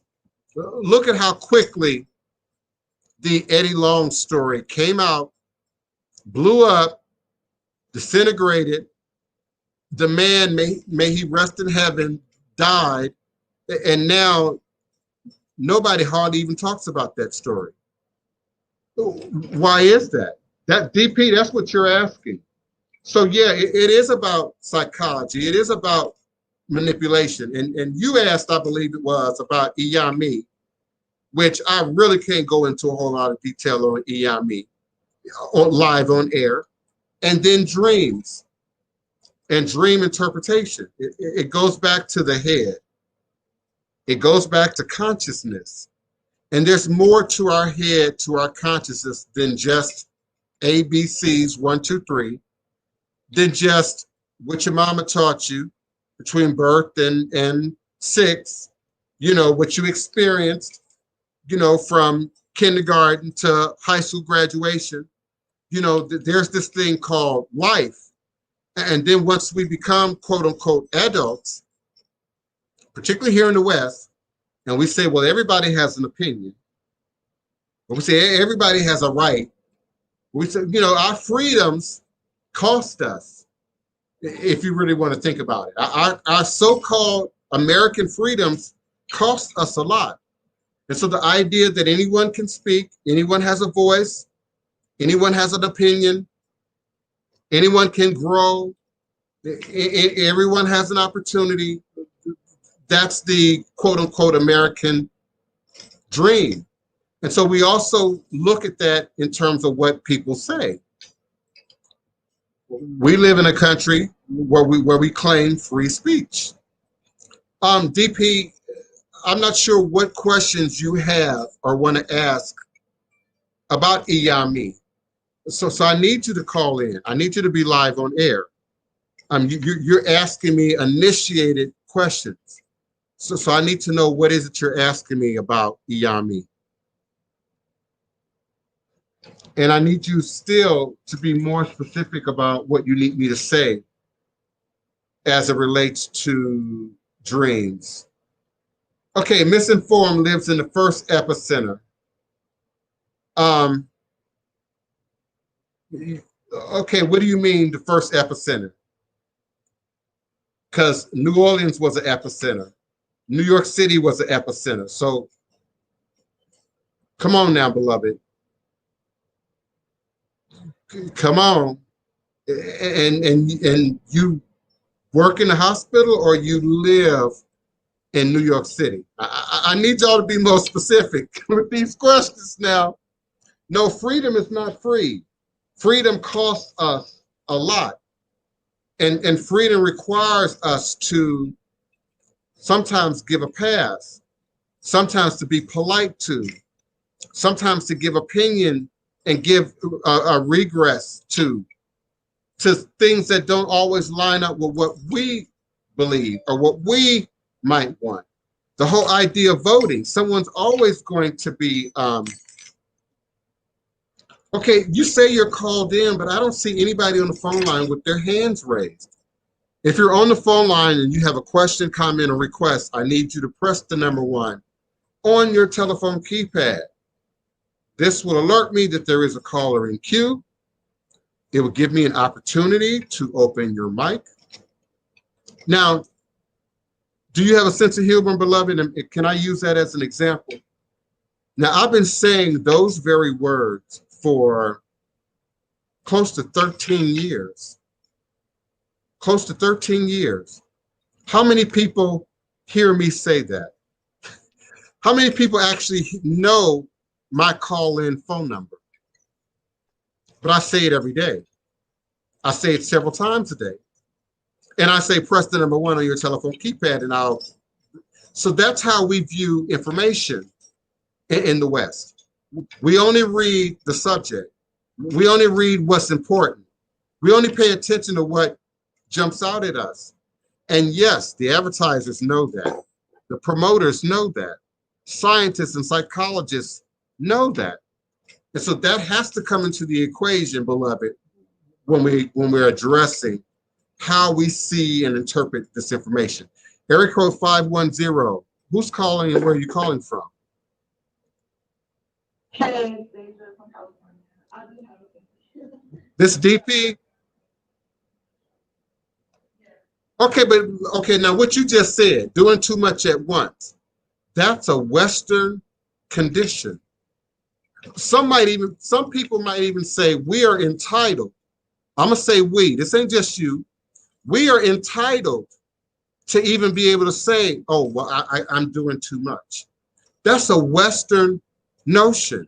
When you look at other parts of the world where just heat, gathering of water, gathering of food, basic survival is like high priority. So for us here in the West, where we have division of labor, we have somebody to come and pull the trash. We have a municipality to make sure water is coming into your housing or your apartment. So we as Americans and as Westerners are entitled.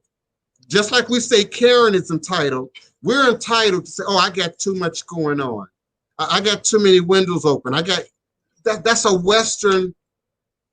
Are you following me? That's not a judgment. I'm trying to get you to see something here.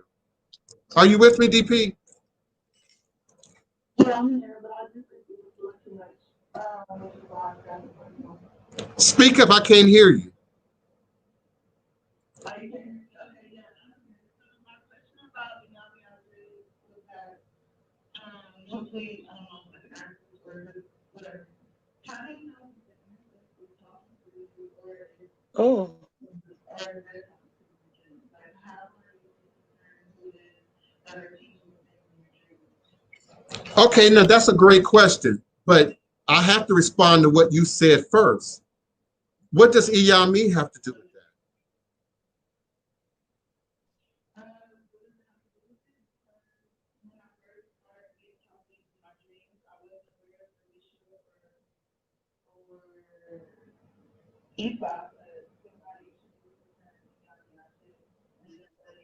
viral and really right here today on the spot. That's how YouTube things outside.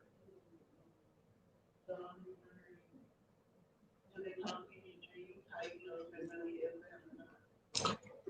Yemi, in terms of Ifa, particularly, is a mystery. So we have several sayings in association with Yemi. He or she who says that they can give you Yemi is telling a lie. He or she who says they've been initiated Yemi is telling a lie. Now understand, these are parables. These are proverbs that are automatically associated with Yemi. So they beg the question, if you are not initiated, and a better way of saying that is, if you have not been introduced to Yemi, how then would you know Yemi is coming in your dreams? How then? Exactly. And hold on. And Yemi is not an Orisha. So where then would the questioning, see that I would put that in the compartment of Orisha romance. That's Orisha romance. That's the American and Western botanica books that talk about Orisha, that talk about a 7-day week involving Orisha. All of that is not true. All of that is not authentic to Yoruba practice, Ifa practice, or even Yemi. It's what's sold to us here in the West. And then it's repeated. Then it's regurgitated. Yemi, again, is a mystery. Even for those who are in the tradition, even for those who have a hand to Ifa, everybody is not introduced to Yemi. And Yemi, in its most basic English terminology, is the mysterious power of women. Now some people equate that to witchcraft, which is another misnomer. I compare it to birthing babies. Birthing babies is not witchcraft. It's divine magic. But if you put yourself in a position of a toddler, a child, a baby, mommy, where do babies come from? They don't understand science. They don't understand biology and chemistry and eggs and spermatozoid. They don't get that. So we tell them the stork brought the baby. We tell them Turo birthed the baby. You know, we don't feed meat, if you will, to an infant who's not able to digest that. So even someone who is in Ifa, I don't know who's coughing, but we can hear you clearly. Okay. Even someone who is in Ifa, it's not immediately introduced to Yemi. And for clarity, Yemi is not an ancestor. Yemi is not an Orisha. Yemi might be said to be Irumole. And like Odu, thank you, Kiona, for taking my experiment. Irumole is very hard to research. Very hard. Now, you can put Irumole in a search today, and you're going to get a response because of you and I, because of Westerners, because of the Orisha romance, and Westerners introducing Yemi into Western conversation. But when you read Yoruba conversation, they don't readily introduce Yemi. And Yemi is like a power. Yemi doesn't have a form like Orisha. Yemi, and I'm gonna get in trouble for saying this. Yemi, Yemi can be present in both men and women. I'm gonna say it that way. We say it's a great mysterious power of women, but just like I told Neophyte Bokur, you were female until the 3rd trimester, bruh.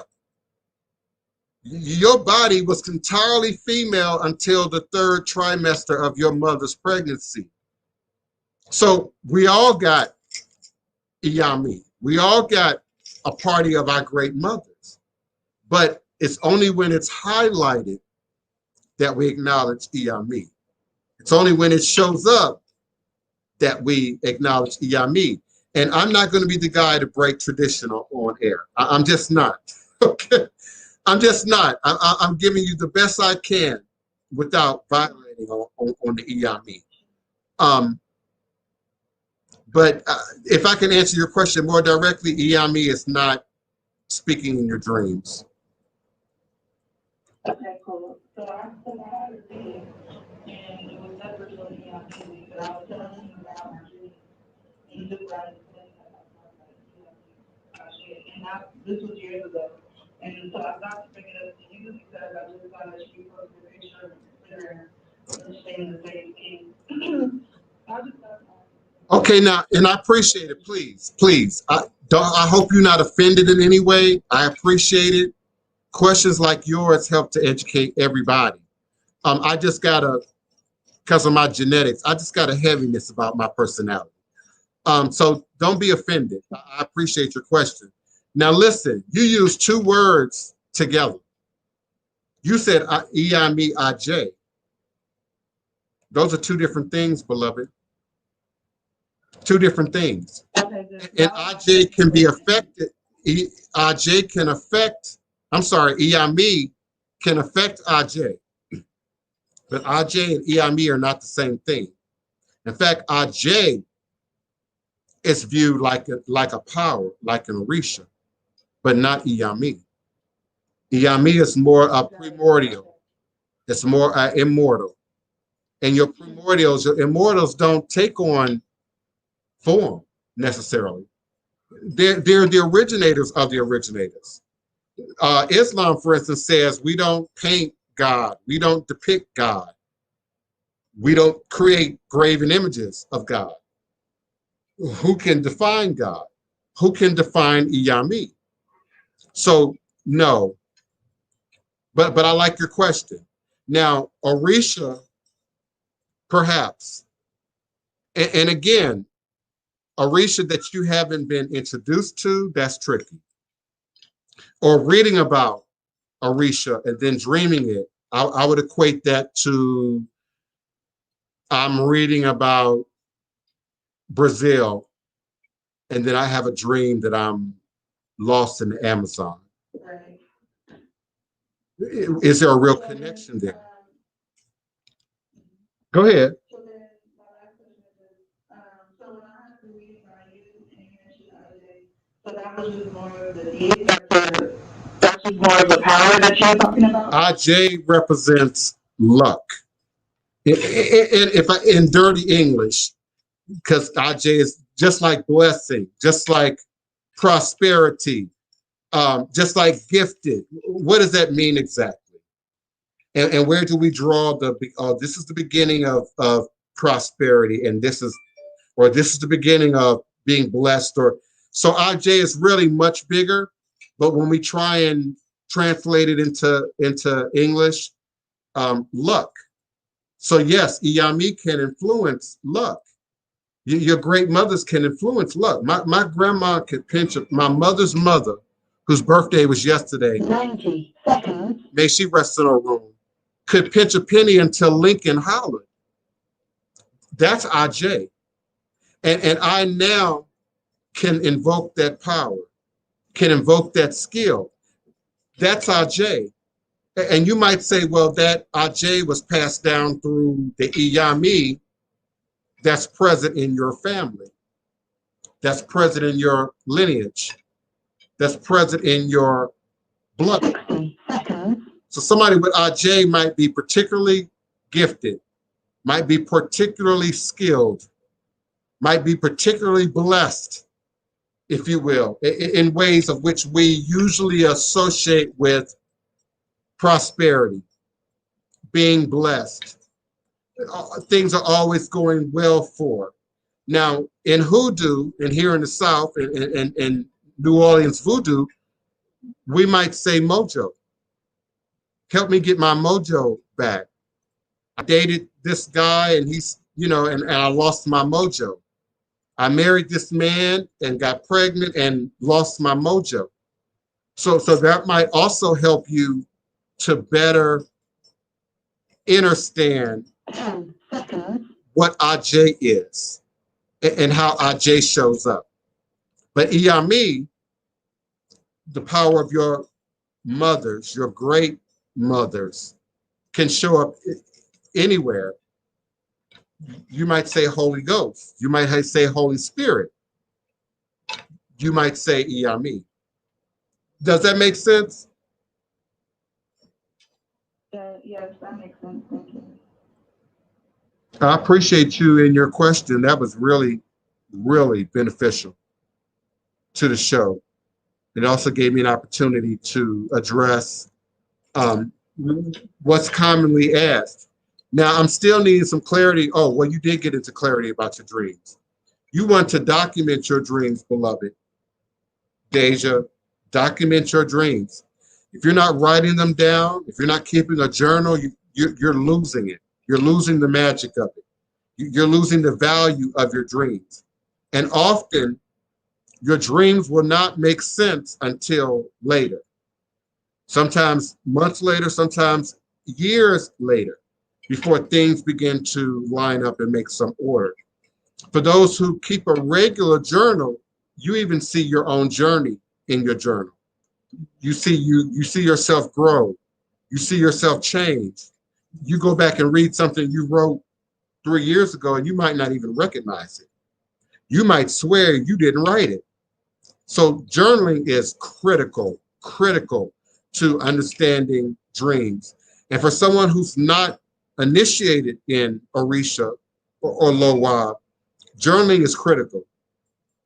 Journaling is critical. Spirit language is unique to the individual. Unique to the individual. So you need clarity about what's being said. You need clarity about what symbolism is being used and how it shows up for you, because Orisha is not going to show up in the dreams of someone who's not married to Orisha, not crowned Orisha, has not been officially involved, introduced.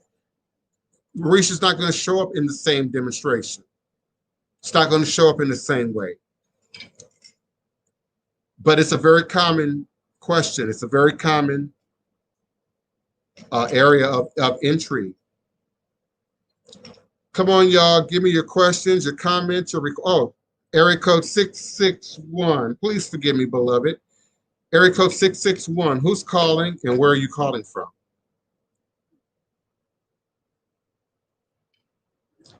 Area code 661. What's your question, your comment, your request? Turn your computer down. It might be a delay, but your mic is open. Area code 661-772. Did you have a question, a comment, or request?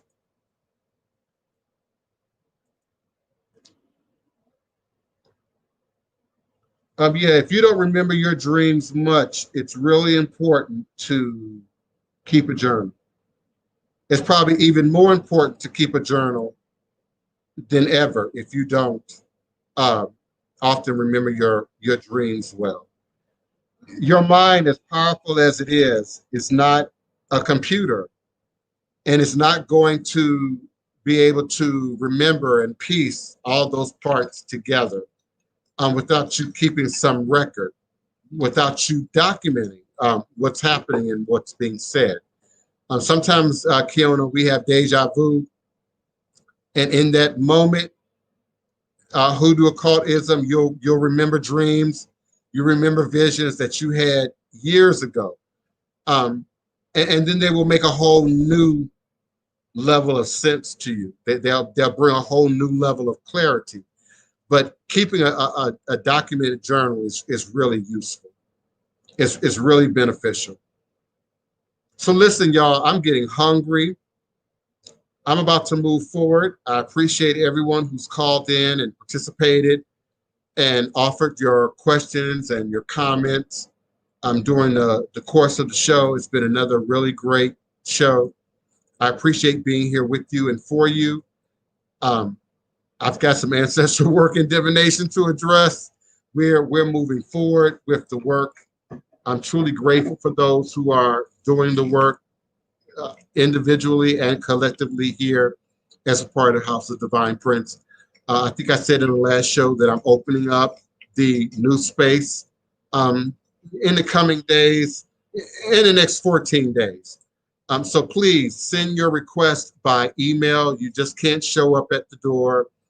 You just can't ring my bell and expect to get a timely seating with me. Please don't travel from other states and cities without having sent me an email request for your appointment and having established a clear and defined appointment with me. I am indeed here with you and for you. I'm grateful for the opportunity to share with you in this format.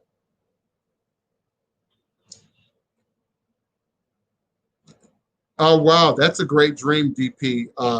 Yes, hanging your herbs, your roots upside down, that's something that's been done since antiquity. And indeed, you want the juice, the sap, the life, if you will, to stay in your plant as much as possible. I have 2-year-old lavender that's still sticky, that still carries its fragrance and its residue. So that's great. That's absolutely great.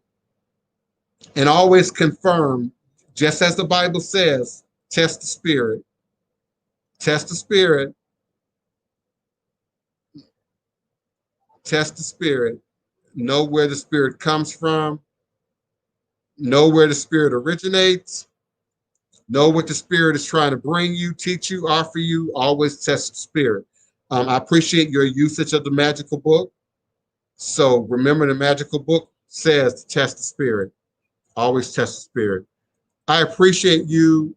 I love you. I'm here for each and every one of you. I'm looking forward to assisting you in your work, in your divinations, in your ancestral journey, and all of your requests. And I look forward to connecting with you again here at high noon U.S. Central Standard Time. Area code 661, your hand is raised. I tried to give you an opportunity. Your mic is open. I can actually hear you, but maybe you really didn't have a question or a comment. So I'll look forward to connecting with you again next time. All is truly and indeed a blessing. Asheo.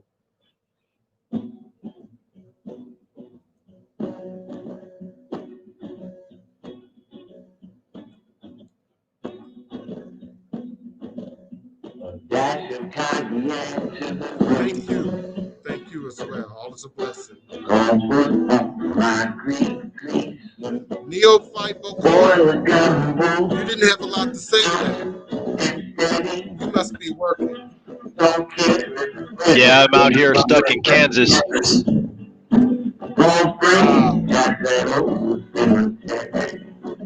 But I'll have a lot more to comment on next time I come around.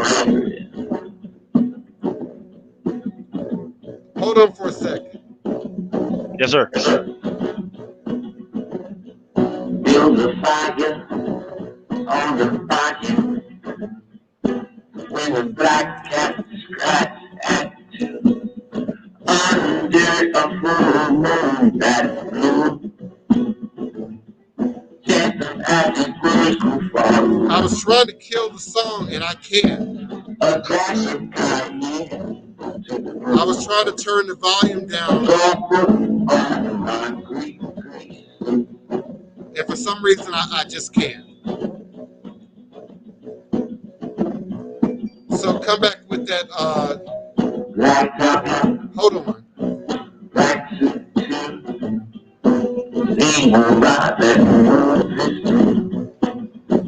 Yeah, I can't stop. Yeah, that's all right. I'm still driving. I got some feedback coming in on my end. Okay, there it is. I fixed it.